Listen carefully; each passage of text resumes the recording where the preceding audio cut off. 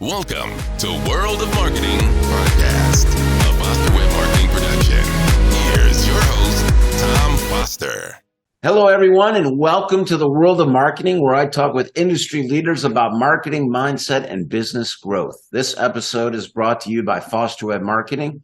Foster Web Marketing provides cutting-edge, highly customizable websites, marketing, video, and strategic solutions designed explicitly for podiatry practices.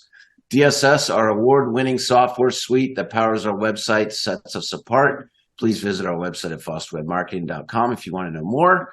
But today, our guest is Nathan Ivey.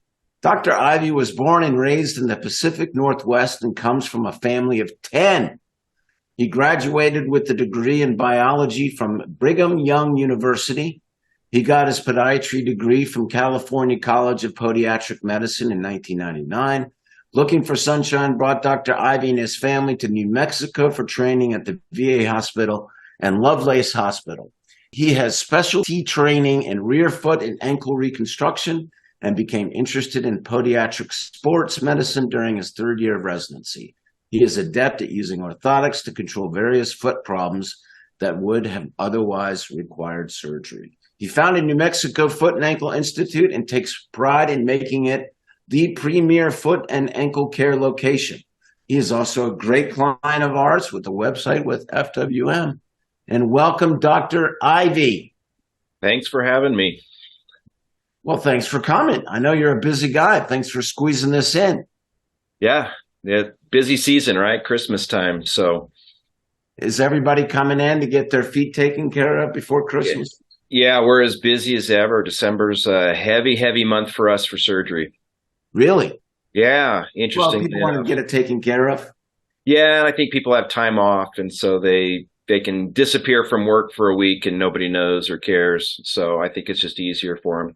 Plus, you got all the teachers, right, that have time off and want to do it while they're off. So that's a good point. Busiest month of the year for surgery for us most of the time. That's a great way to, is your year January to December? Yeah. So that's a great way to end the year. Right, on a strong note. That's how we like it. Now, are those cash paying patients? No, surgery patients are all insurance based. Insurance, yeah. And these are people that couldn't be helped with laser and all that. These are These are people that just have I'm doing a lot of bunions right now is kind of my big focus, and so these are problems that just can't be fixed with anything other than getting in there and moving the bone. So. Well, I wanted to congratulate you on your fantastic success because you've, created this practice from nothing, right? Yeah. And now two offices? 2 offices right now, yeah. We probably peaked at 3 offices and then consolidated back down to 2. Well, it's not easy being a doctor, running a business, dealing with staff, finances, and marketing. So what is your secret to that? Yeah, I'm not sure there's a secret, right? I think it's always a work in progress, and it has changed over the years. I would tell you right now, our secret really is the organization and how we've organized the way the company runs. And we have a fairly good, I have an excellent executive team that's really running the practice to the point now where they could run it without me. Don't you use EOS in your practice? Yeah, and over the last 4 or 5 years, that really has been the key for my stress level going way down, right? Knowing that organization as well. And obviously one of the focuses of EOS has always been that, right? Can you go on vacation and know that company will run fine and that you do not have to check in? I do not have to take care of things, right? And I can completely unplug. And that is the magic. And it has worked really well. The accountability, knowing who's in charge of what. And so it has changed a little bit as we had doctors come and go over the last couple of years. I've had to plug more into clinic at times, and then there was times where I could plug more into the business end of things. And so it's nice that it is structured in such a way that we've been able to kind of move with those changes, and it hasn't affected us negatively at all.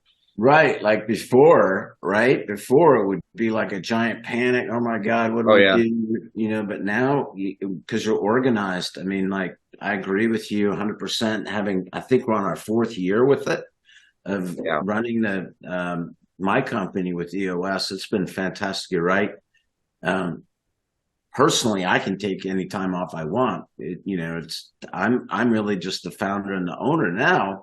Right. And that's what EOS let me be. You know, I'm the visionary. Right. Buster's the integrator and loves EOS because that's his thing, man. You know, the process and the organization. Right. Good integrator. That's key, right? That is the key, right? It is. You got to have that partnership. Yeah, I'm the visionary. And I have a really good integrator that really makes, like you said, all the difference in the world, that can focus on making sure that the vision is being implemented and that all the little pieces that have to go together to make that work are happening, right? So yeah, it works. Who's your integrator? Karen Perez is my chief operating officer, and she's my integrator, and we work very well together. Do you have an EOS coach that you work with? We don't. We started that way. Oh, right. You've done it on your own the whole time? No, we had a coach, right, for probably just a year, and then we kind of took it on our own and didn't really feel like we needed that element. We probably do, but when you don't know that you do, then it's easy to think that you don't, right? So yeah, we did the same thing. We had a great coach, in I think the first 2 years, and then we've been on our own. Well, maybe, yeah, this year we've been on our own, and it's been okay. But you're right. You don't know what you don't know. Right. He always brought something cool to the table. I miss meeting with him. Yeah, and we didn't. Our coach was okay, and so he was new. He was just starting. I think we were like his first or second client. Oh wow! And so we've kind of felt like, well, we can do this, and we kind of move forward, and we continue to use it. And we look at the conferences, and we've done some webinars, and so yeah, we just haven't felt like we needed to go back to that coach. So. Well, I'm glad that it has helped you, and it's good to have a fellow EOS traction. Right? Exactly.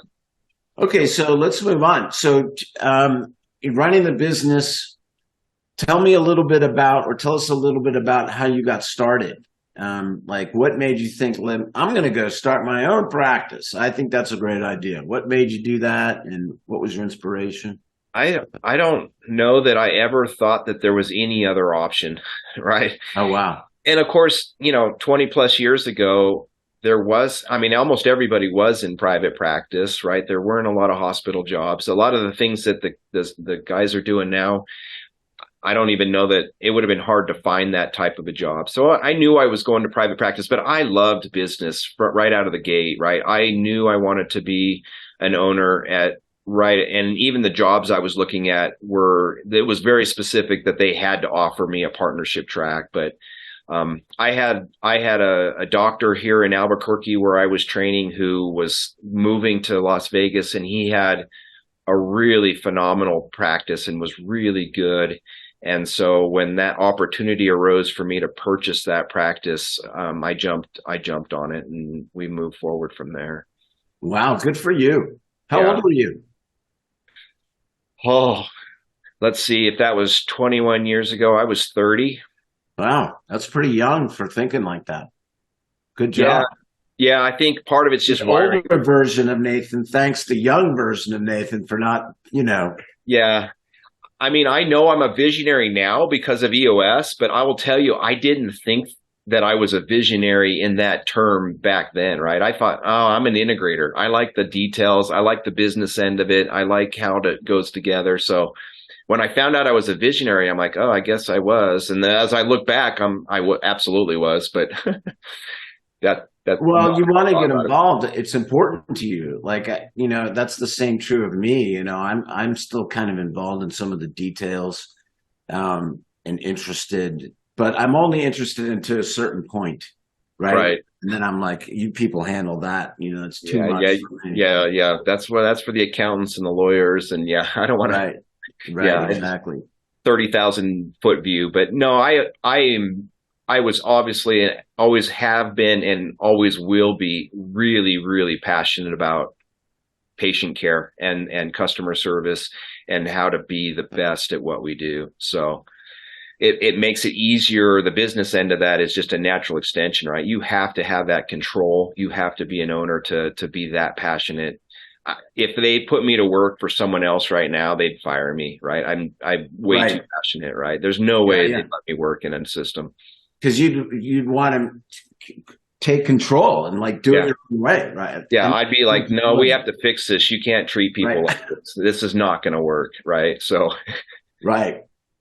So, did you have a mentor or a path that you took to get your business under control? Like in those early days, did you have a guide or? I didn't, right? I wish I did. And I looked for that, and we have a good community. Albuquerque's nice, and the podiatrists are all good to one another here. But business wise, no, I really didn't. I very early on in the game, discovered American Association of Podiatric Practice Management, right? AAPPM was really, that was it for me. That was my mentors, right? It was John Juliana, Rem Jackson, Hal Orenstein, right? Right out of, I think within 2 years, I was doing that and always went back. And that's always been that's where we learned how to do cash pay. That's where we learned the business model. I learned all of that at AAPPM. So that was really where I picked all that stuff up. So, I mean, once a year mentoring is about what I was getting, right? I didn't reach out very much. But were you in AAPPM back when you were 30 and you 32, 33. Oh, okay. I mean, in the very beginning. Yeah, no, right. It was most of my career. I was in AAPPM. Did you have a family back then? I did. I had 4 kids. And how many kids do you have? I have 4 kids. Okay. They're all adults now, but oh wow! But back then, yeah, they were. So you moved from the Pacific Northwest. Now, where in the Pacific Northwest? I grew up. Well, my wife and I both graduated from high school in Longview, Washington, which is about 30 miles north of Vancouver, Washington, 40 miles north of Portland, Oregon. Okay. So yeah. So were you 30 when you guys made this move? We were, well, I was 27 when I came out here for residency training. We flew out to New Mexico and I thought, wow, this is the ugliest place I've ever been in my life. That's a true statement. I remember flying in thinking this is where they probably tested that nuclear bomb, right? Before World War II. This must be what's left of that. This is the bomb site because there's nothing here. And we lived on the Columbia River, right? I learned to water ski on a river, and we came here and they're like, this is the Rio Grande, right? There's a river running through Albuquerque. And I'm like, we call this a creek. This is just a tiny little, you can drive across it with a big truck. This is not a river. So yeah, it was a whole new experience to come to it's a high desert. Albuquerque's high desert. We're at 5,000 feet. So it's a completely different environment. So. Did you choose that I'm going to open a podiatry practice here in Albuquerque or in New Mexico? No. My wife loved it, right? She was sick of the Pacific Northwest, right? The sun never comes out. It's not about the rain. It's about the sun. And so she was done. When we had an opportunity to come here for training, she's like, go, right? Because I had already taken another job in Tacoma, Washington, and I was going to stay. And I wanted to practice in Portland. And so she's like, no. So wife speaks, husbands listen.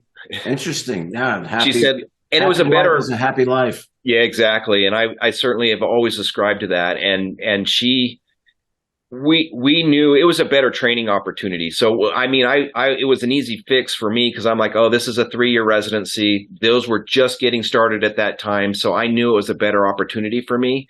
So we took that. We came out here after 2.5 years. I was looking for a practice somewhere outside of New Mexico. But when this opportunity opened up for me to buy this practice here, it was right on so many levels that we decided this is where we were to be. So it's home now. So was this practice was already running for many years? Yeah, it was already run. It was a 20-year-old practice, probably the best practice in town. As far as referral base was concerned, as far as the patients that were coming here. And so it really fit all of my criteria. It was a good community to practice in. New Mexico has a full scope license, so I could do whatever I wanted to do, however I wanted to do it. And so there was really no downsides to staying here other than there was not enough trees and not enough green grass for me. But other than that, it was perfect.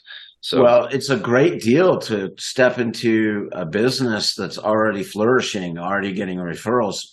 Was there any, I'm sure there were, but can you describe any kind of like obstacles that you faced at taking over the practice that wasn't like doing things the way you liked it? Did you have to get rid of people? Did you have to do any of that kind of stuff? eventually, yeah. I mean, the first year it was pretty good. Although, again, the numbers that he was seeing, I mean, I don't know where the patients went.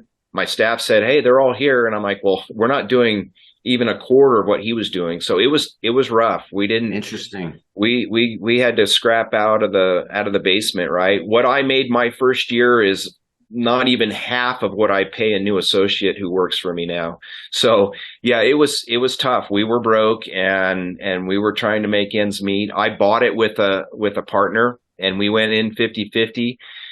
It was a crazy deal. He was in residency while I was starting the practice for the first year, even though we were partners. So it was, and the hardest part was we had a satellite practice that we had purchased as part of it. And I bought a plane 3 weeks after I bought my practice. So I was almost $1 million in the hole right out of it. And I'm cheap. So that's a lot of money back then it was a lot and it's still a lot. So that was a big deal. We were working really hard to make sure we could even just pay the debt, right? The loan on the practice, the loan on the plane. We had problems with that plane from day one. It's a little scary. You got a plane story. I got a boat story. I did a very similar thing buying a big boat. Oh my God, it cost me a fortune. Yeah, it's a money pit, right? Money just keeps going into it. But that portion of the practice, 2 days a week, we would fly down to this little oil town in southern New Mexico. And it was funding the practice. The other 4 days I'm up in Albuquerque in this beautiful practice, and that little satellite practice down there 1.5 days a week was funding my practice. And wow. It was worth it to go down there. The contracts were super good. They paid for everything. They paid really well.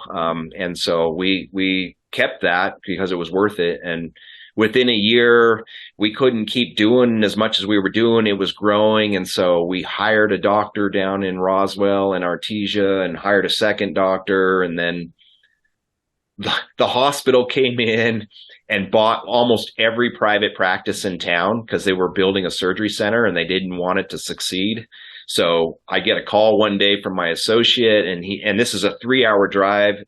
And he says, "Hey, the hospital offered me a job and I told them that they had to take all the staff too. So they offered jobs to all the staff and next week. And they also agreed to take the lease as well for the building." And I had to explain to my associate, right, that this was not his practice or his employees or his lease. And so, 2 days later, we drove down there and took over the practice from him and locked him out. And so we had all kinds of problems.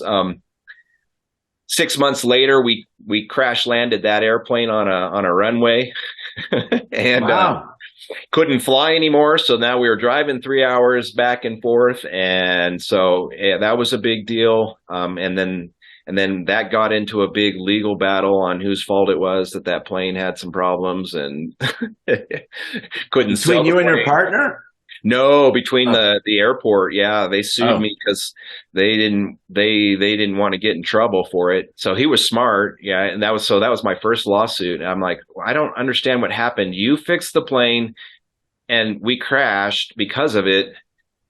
and you're suing me, I'm confused, right? And I'm still confused 20 years later, right? I mean, it was just a smart move on his part, because once you're on defense, it's really hard to get on the other side of that. So Interesting.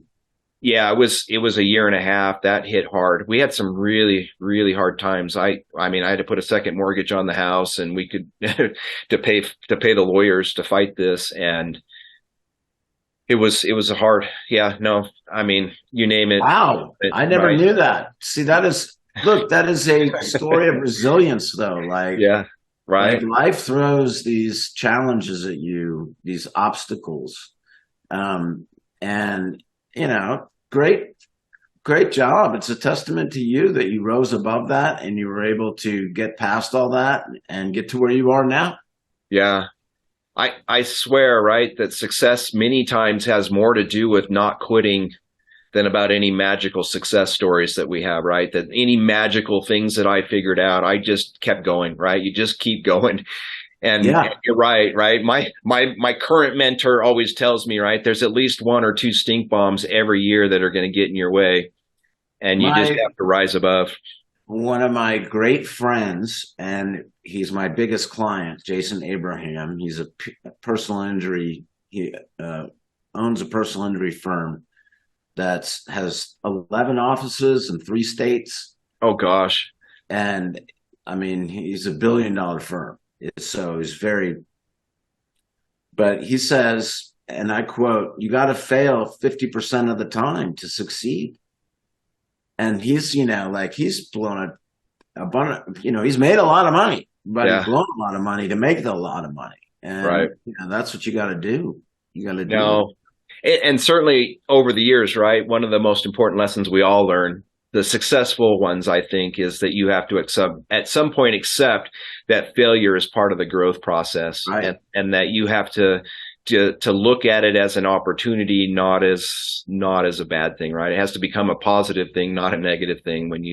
And I think that failure rate's higher than 50%. I mean, yeah, that's true. You talk to guys like Elon Musk and some of those big guys, and they'll tell you, right, that they've lost more money than made over the years. And so there's totally. Yeah. He's constantly in some fight with somebody. Yeah, seriously, something. Right? Look at how much money he lost on Twitter. Yeah, so I know. Unbelievable amounts of money, right? And you're like, oh, that wasn't a very smart move. So you went from like this, revered figure by everybody to like hated by half the population. Right. Amazing. All right. Choose the wrong side. Yep. So, you came to us back in 2022, January 2022 was about the time. And I think that, didn't you were working with Rem Jackson, getting coaching with Rem Jackson? Yeah. And where were you before us? Do it yourself. Wow. Yeah. So I mean, I have. You were doing that too? Yeah. Yeah. Well, yeah, no, I know it.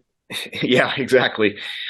We had a lot of crazy things that we did over the years. Right. And I had some brothers that were, I had 4 brothers and 2 of them are programmers. And so, right, I built my first server. I was big into computers back in the day. And so as you get more successful, obviously you let that stuff go more and more and more. So we had built I had built a website long before anyone in town had a website. Right. So we started early on with good marketing, and I had a full-time marketer, and probably the only one in New Mexico. There was maybe 2 of us in New Mexico that had, full-time marketers working for our practices. So I had a full-time marketer.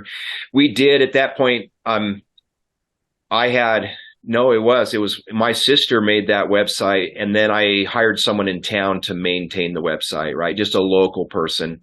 And she did a pretty good job, but obviously the playing field has changed significantly, right, over the years. And so, by 2022, we knew before that, and my marketer, we kept pushing her to do different things. And we kind of came to that realization that she was really good at shoe leather marketing and the social media and other stuff. She was doing some stuff on Facebook, and we appreciate what she did. But at the end of the day, we knew we needed to take it to the next level, right? And I'm like, we've got to scale this. This is not going to work.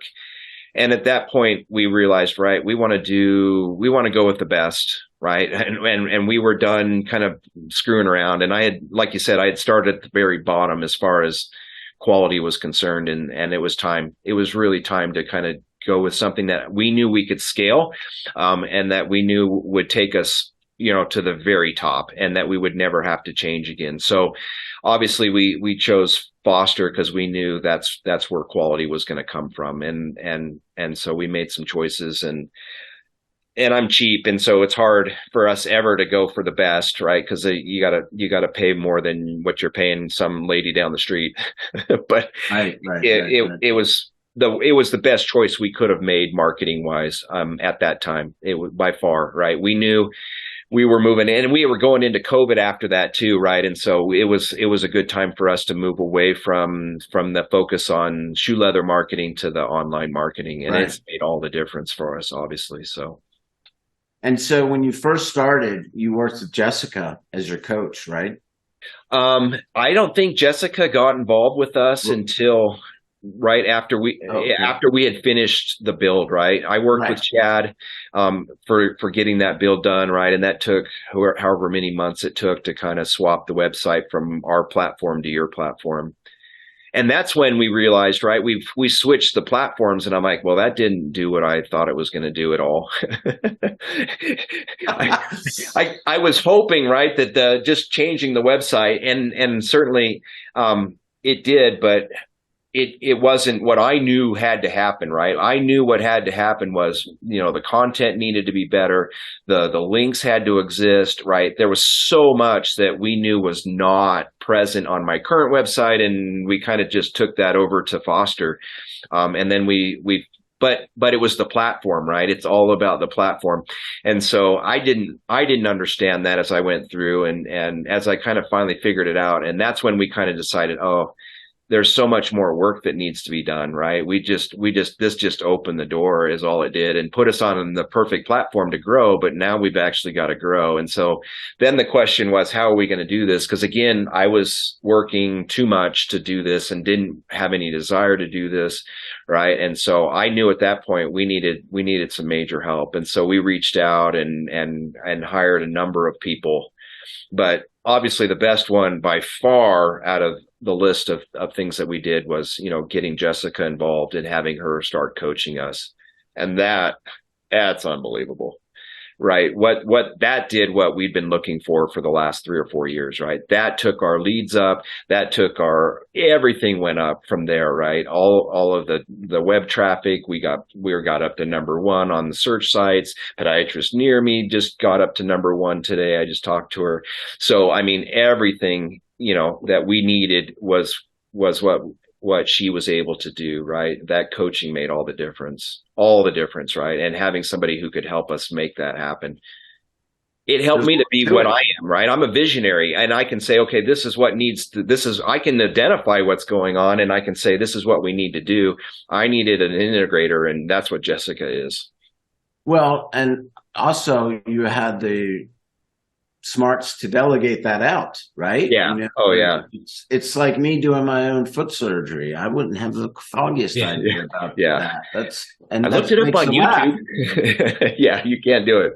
Right. Yeah, and that's how I think about, and you're right. It has changed dramatically over the years than 25 years ago when we were first building websites. And it was really, just having a website out there was all you needed to do, and put some content and some links. It takes so much now, to make it work, right? I'm like, we got a good website, and it's nothing compared to what it needs to be when we were looking at it in 2022, right? Or 2021, it was just not there at all. So we knew we had to make some internal changes. And I'm like, I know what I need to do because I've sat through the lectures with you and Rem, and I'm like, and I know I am not Andrew Schneider, nor do I have any desire to be anything like Andrew Schneider, right? And I love him to death, and bless his heart for his love of that, but that's not where I'm at. He loves doing it. He loves doing it. I absolutely need to pay to have an expert do what they do best, right? So it was a good choice. So you made a considerable investment in your own marketing here in the website. And that was a big investment that you've made. Yeah. And do you feel that because a lot of doctors look at that as an expense, like that they just spent that money and they're not getting it back. But have you seen, you said you've gotten more patients, more leads. Do you have any I've gotten this many more leads as a result of it? Do you have any data points on that yet? Yeah. And I don't have all of them off the top of my head, but yeah, no, we're up 30% at least over the last year. I mean, that's not even that's this year. That's not last year. That's this year. And we're talking thousands of hits on the website over what it was last year. Thousands of hits, and thousands of leads, right? We're getting a dozen patients a week. I'm down 2 doctors right now. I'm at 5 and we need to be at 7. And we've been trying to hire for a year and a half and we can't handle the volume. I'm like, I want to be successful, but I'm not sure how to handle this. Cause we're so busy right now. It's working so well between, just a couple of tweaks. We wanted to see a few more ingrown toenails because that was a great moneymaker for us. And we wanted to see more Shockwave because that's a cash pay thing that I've been doing for 20 years and love. And they're just coming out of the woodwork. And that's all directly from the website. And honestly, right, when we switched to Foster, we lost our marketer and we have not replaced that full-time marketing person, right? So yeah, I freaked out because I'm like, this has got to be good, right? Because we're not doing some of the things that we should be doing, that we have been doing for the last 10 years. Of course, the market's changed, right? We don't get as many referrals directly from our primary care doctors because now they all work for the hospital and they all keep them internal. So we've lost a lot of those referral patterns, but we have more than made up for all of those referral patterns online with that website, right? And so for me, that's where it's real. It's like, listen, we lost half of our marketing machine, yet we have more patients now than we've ever had. So yeah, those are my data points, right? Do I go to clinic every day and have a full clinic? Yeah, I do. And are we just getting more new patients, right? We had to put new protocols in place, new processes in place to process all of the new referrals coming off of the website every week to make sure that they were getting captured immediately. Wow. That's fantastic. Yeah, it's good. I'm so happy to hear that. I'm so happy that the marketing has worked out for you. But before you got here, I always like to ask the question, what was your biggest mistake? Oh, they all kind of rank together, Tom. Well, you've already told us a lot, but I mean, I wouldn't look at them like mistakes because they seem to have worked out. When you first told me about that plane, I was like, what's he doing buying a plane? But then I didn't feel like I had a choice at that point, right? That's the way the practice was running, and that's the way the practice was going to keep running. That was the only way to get down there, right? Without spending an extra 6 to 8 hours a week that we didn't have after hours. Sure. So it just made it easy, right? It was an hour flight and we could get in and out of there in a single day. But who was the pilot? Oh, he was a friend of the prior owner, and he volunteered to fly us for free. He was retired, and he liked getting out. It was a small hospital in Artesia. They had this beautiful doctor's lounge, and they had food, and he would take his bills and he would take his stuff and he'd go in there and he'd watch TV. They had a big recliner and he would hang out all day while we saw patients and did surgery. So he loved it. He loved to fly, right? These pilots love to fly. So getting the hours is cool for them. And so he got to fly twice a week. He loved it. And so he did it mostly out of the kindness of his heart. And wow. Obviously, I saw him last week and gave him a big hug. He's family to me, right? He saved my life on a number of occasions. Flying over the mountains at night in a single engine airplane is really not the wisest choice. And so yeah, it's scary. We had gotten to the point where we decided that we had to make some changes. We either had to upgrade and spend more money on a better plane or stop flying. And that's when we started hiring associates. So what kind of plane was it? 172? It was a 210. It was a pressurized 210. It was a pig. So She was a big, heavy pig, and we didn't have any ice material. So, if we got into bad weather, we just didn't fly. But wow. Fun. New Mexico has thunderstorms all during the summer, so we would fly around the thunderstorms. And yeah, there were mornings where we couldn't get into the airport because it was fogged in, and we'd have to fly and approach. And we did some crazy stuff. Yeah. I bet you every one was an adventure. Like, you never know what to expect. Wow. But certainly never looked at that as a mistake, right? I don't look at, I have had so many learning experiences, right, that I look at and say, man, I learned a lot from that. I would tell you, if I had to be, and this is because of the way that I'm wired, I fear I do not reach out well.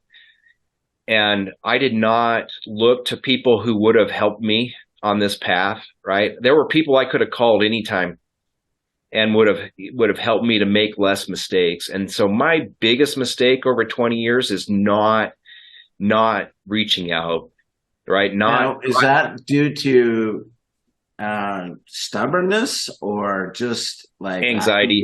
It's just anxiety. Yeah. I just feel like he doesn't want to talk to me. Low self-esteem. I don't know what my wife could probably tell me exactly what it is, but you don't have that problem anymore.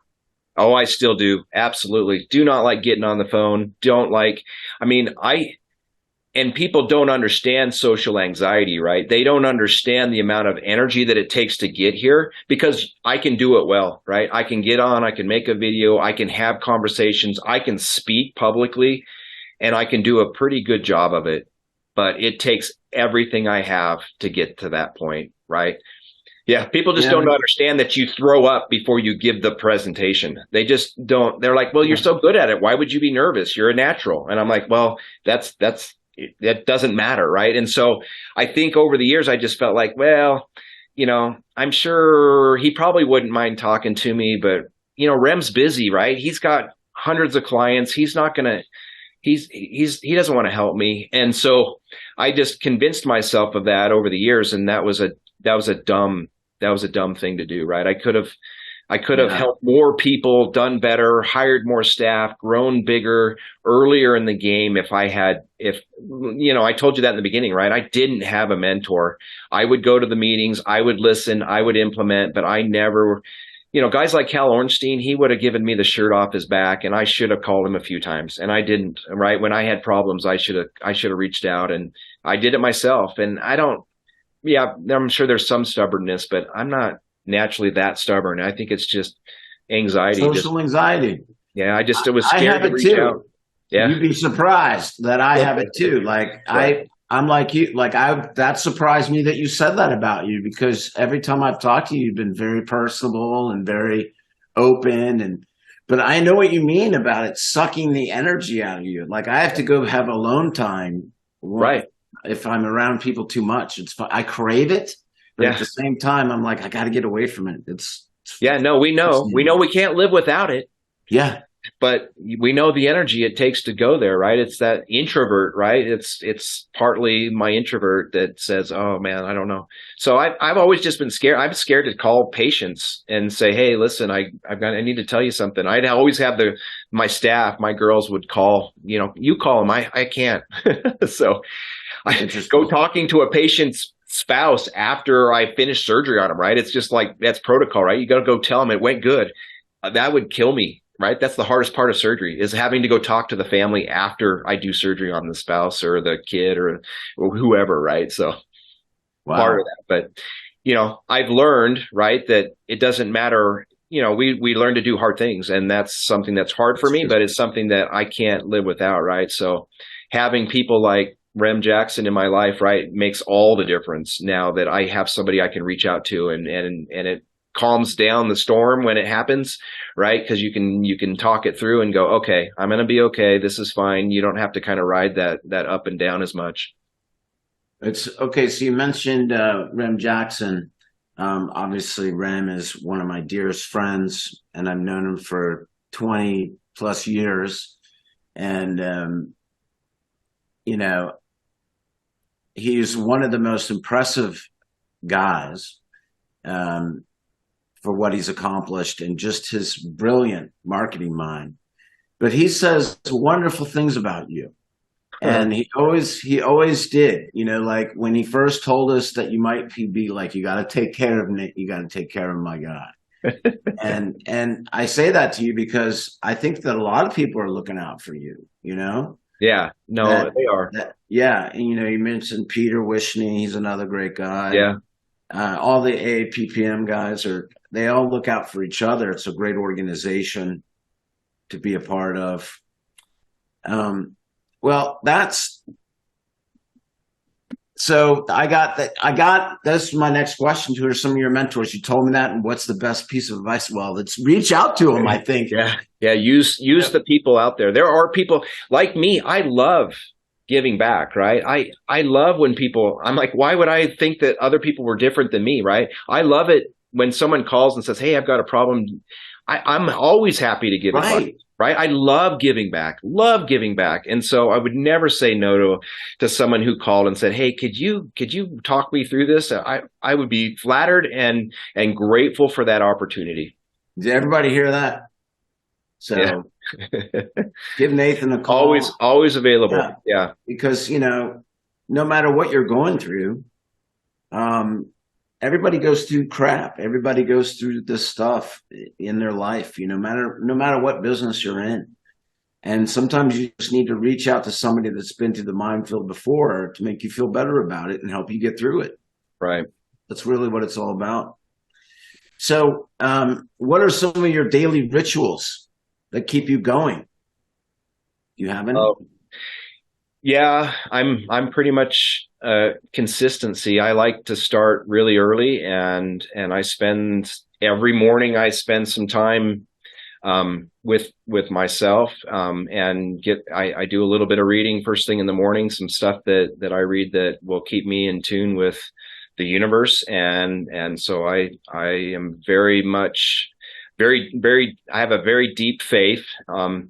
And I'm a devout Christian, and I use that. I pray, and I think that's a good way to get in contact, because I always like to focus on the things that I'm grateful for, right? And I think that puts your mindset where it needs to be first thing in the morning, right? If you're not moving forward, grateful for your day, and if you don't realize all the good things, because there are plenty of things that go wrong. Medicine is highly regulated and messed up on so many levels that, if there's not some frustration out there, you're not paying attention. And so starting the day in a way that I'm grateful for who I am and what I have and what I've been given is always, I think, the most important thing that I think I do every day. And I never let that go. Right. I mean, that's I think the most important thing I do every day. And then it's the rituals that we do as far as communication, I think is key. How we communicate in the practice, how the relationships I have. And that's why EOS has been so important to me, because the ritual of having that meeting every week, rain or shine, right? No matter what, and just getting that communication. It's a structure. Going. Yeah. It's a structure. Right. Like, and you can always work. I crave structure.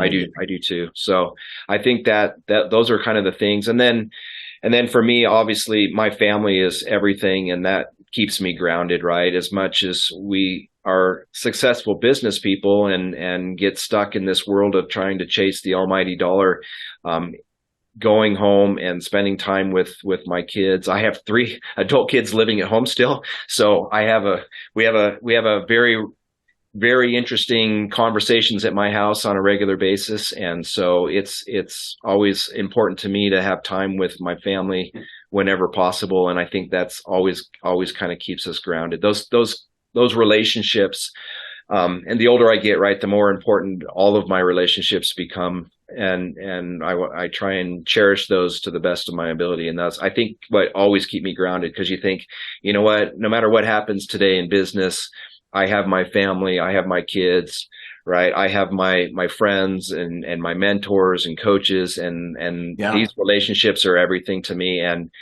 everything else can go, and I will still be happy having these people in my life. So, any of the kids going to go into the practice? Oh, I had one get get tempting for me. He said he was going to be a podiatrist, and he made it about a year and a half in college before he dropped out and said he was done. So I got close, but no podiatrist at all. My youngest daughter is now working on a paramedics program, and so she's at least in medicine. All four of my children worked in my office for at least a year as a medical assistant. So all of them have seen what I do on a regular basis, the good, the bad, and some of the very ugly, smelly stuff that we see in the feet. So I think that may have been counterproductive for me getting them to be podiatrists, because I think it's not too much, and they're like, I'm not doing this. They have PTSD from that. Right? Well, Nathan, it's been a wonderful pleasure talking to you and hearing more about your story. It's fascinating, and I'm like so proud of your success and so proud that you are a client of ours, and love to have more clients like you. Yeah. That's for sure. Well, thank you, Tom. That's very kind, and I appreciate that. And part of the reason we came to Foster Web Marketing obviously was because of how highly Rem spoke of you. And I had heard you speak many times before then at top practices and other events. So, knowing that relationship, that was important to me, right? As we get into business, it's the relationships that are so important, which is what I was just talking about. And for me, we go a long way with that type of a thing. And so it was an easy choice. Luckily, right, it wasn't just the relationship. You guys are just really the best at what you do. But that relationship is what pulled me to where I'm at. So I appreciate it. And I appreciate getting the chance to talk to you today. It was fun. So thank you. I appreciate you jumping on this podcast with me.